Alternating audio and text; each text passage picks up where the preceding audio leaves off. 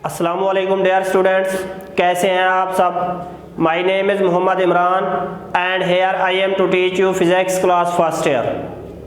Dear students, हम आज का जो टॉपिक कर रहे हैं फर्स्ट ईयर फिज़िक्स के चैप्टर नंबर 8 से है, वो है speed of sound in air. इसको हम दो हिस्सों में डिवाइड करेंगे। एक हिस्से में जिसको मैंने यहाँ पे नाम दिया हुआ A part, speed of sound in air. A part में हम न्यूटन्स असम्पशंस स्टडी करेंगे। जैसा कि नाम से ज़ाहिर है, speed of sound in air. Air में हम स्पीड ऑफ साउंड फाइंड करेंगे कि वो कितना है। इसके लिए हमारे पास कैलकुलेटेड फार्मूला है V is equal to E over rho square root. ये जो E है हमारे पास, इसको कहते हैं मॉडुलस ऑफ इलास्टिसिटी। रो ये है डेंसिटी। मॉडुलस ऑफ इलास्टिसिटी मतलब किसी ऑब्जेक्ट की वो टेंडेंसी जिसमें वो दोबारा अपनी ओरिजिनल शक्ल में आ जाए, ओरिजिनल पोजीशन पे आ जाए। सपोज आप अगर उस सब्जेक्ट को डिस्टर्ब करते हैं, उसके अंदर टेंडेंसी होगी वो दोबारा अपनी ओरिजिनल पोजीशन गेन करे। उसकी इस टेंडेंसी को कहते हैं मॉडुलस ऑफ इलास्टिसिटी। ये जो रो है ये है डेंसिटी। इसका मतलब ये जो स्पीड ऑफ साउंड है दो चीजों पे डिपेंड कर रही है।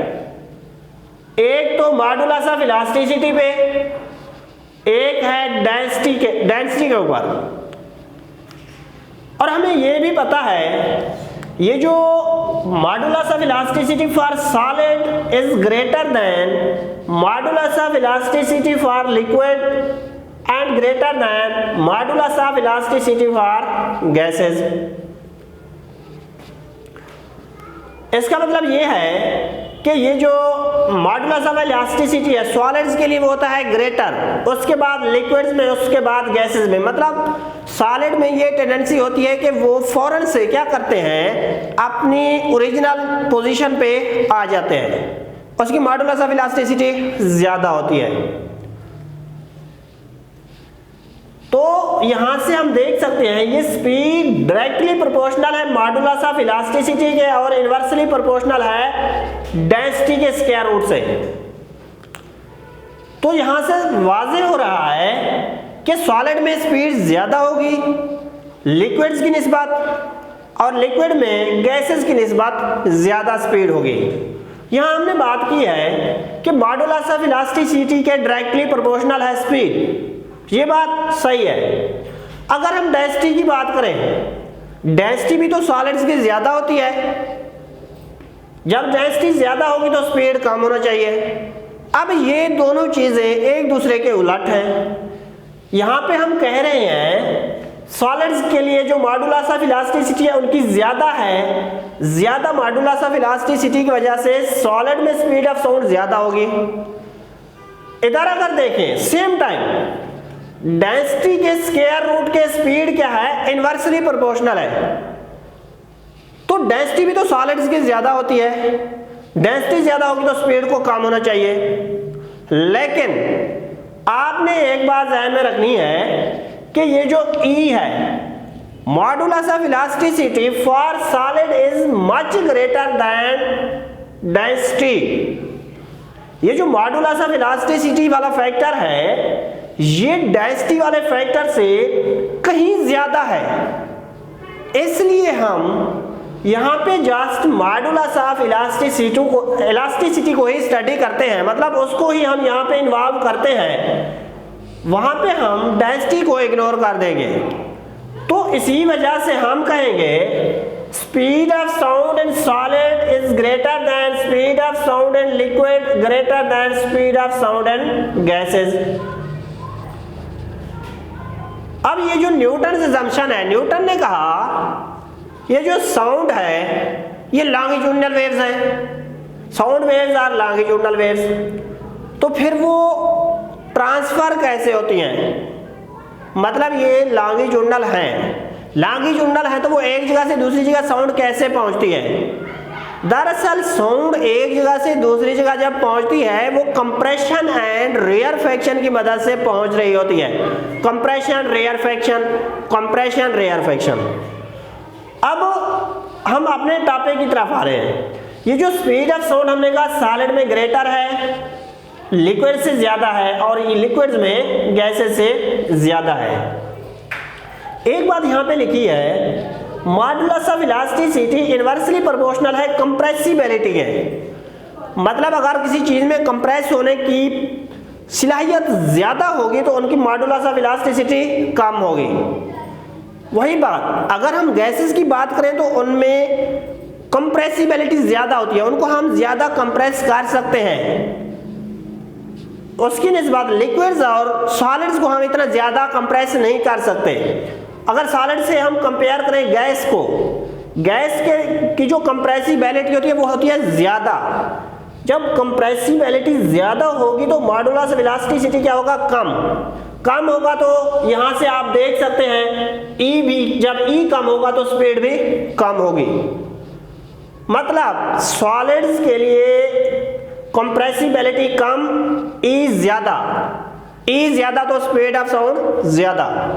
अगर हम गैसेस की बात करें उनकी कंप्रेसिबिलिटी होती है ज्यादा, कंप्रेसिबिलिटी ज्यादा होती है तो उनकी मॉडुलस ऑफ इलास्टिसिटी क्या होगी? कम। ये कम होगा तो स्पीड ऑफ साउंड कम।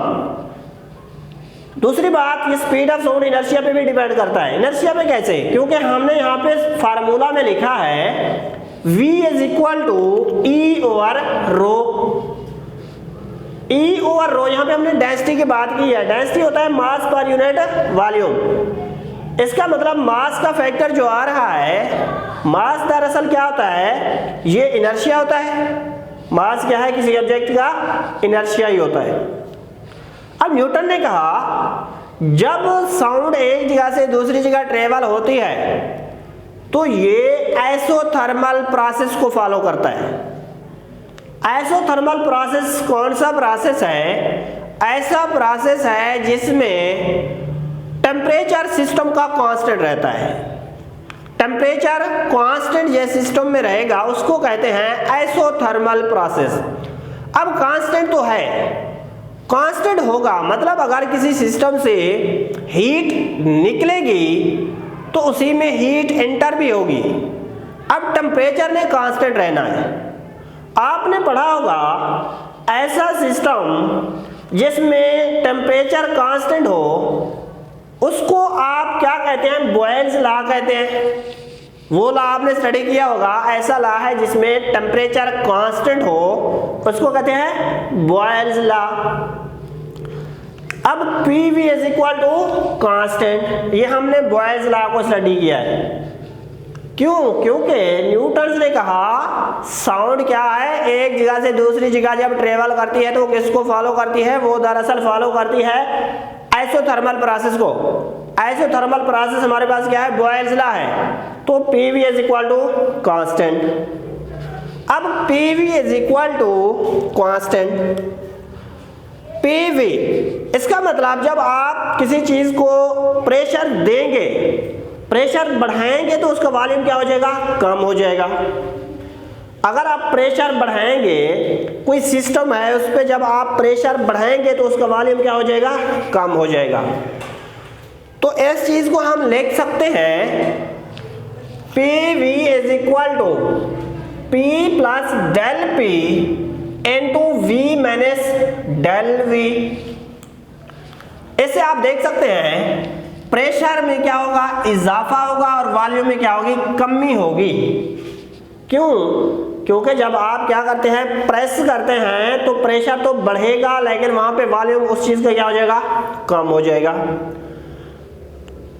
अब इसको हम कैसे कह सकते हैं कि ये आइसोथर्मल प्रोसेस है? क्योंकि साउंड तो ट्रेवल करती है कंप्रेशन एंड रेयरफेक्शन में।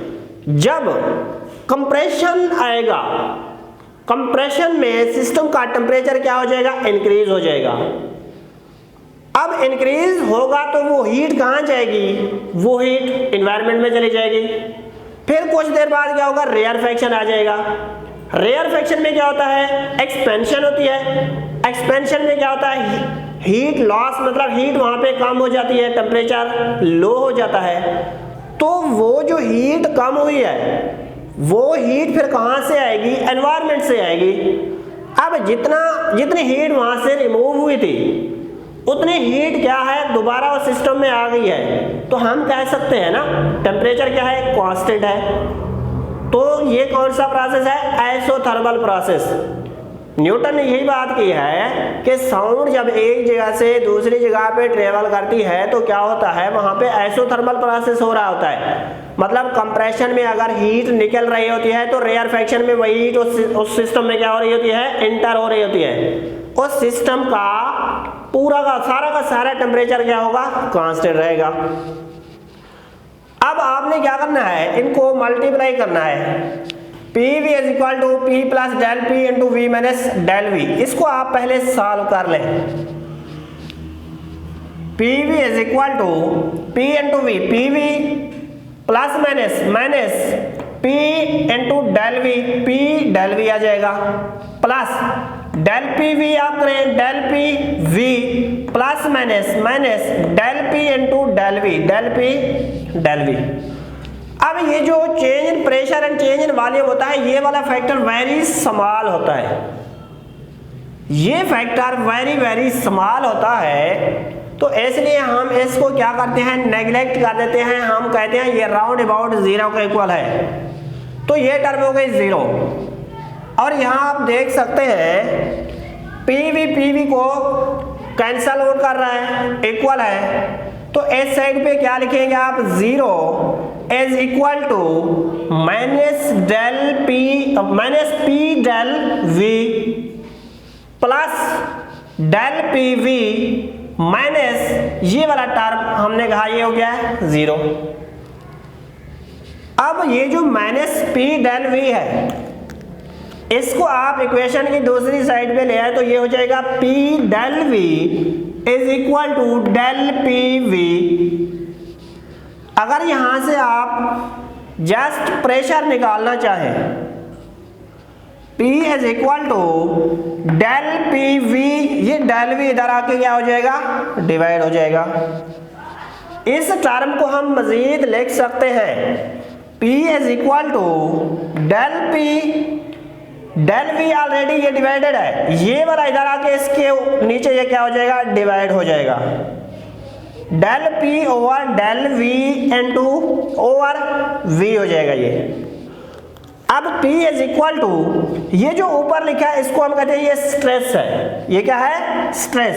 और नीचे क्या है, स्ट्रेन है। स्ट्रेस ओवर स्ट्रेन, इसको हम कहेंगे ये मॉडुलस ऑफ इलास्टिसिटी है, यंग्स मॉडुलस ऑफ इलास्टिसिटी आप इसको नाम दें।